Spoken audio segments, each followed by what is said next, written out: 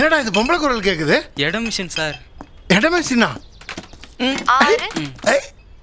எட மிஷினா இடை மிஷினா எங்க இருந்து வாங்குனீங்க? வாங்குனது இல்ல சார், செஞ்சது சார். செஞ்சதா? யார் செஞ்சா? அதோ அவன் தான் சார். அவனா? டேய் வேணாம் வேணாம் வேணாம், வா. பேப்பர் எடுக்க வேணாமா சார்? வேணாம்ப்பா, வாப்பா இங்க.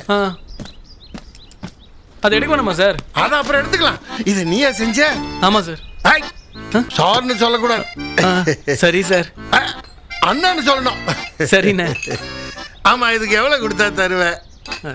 தெரியாதுண்ணே, நானே செஞ்சதுண்ணே. எவ்வளவு வேணாலும் கேளு. ஒரு 500.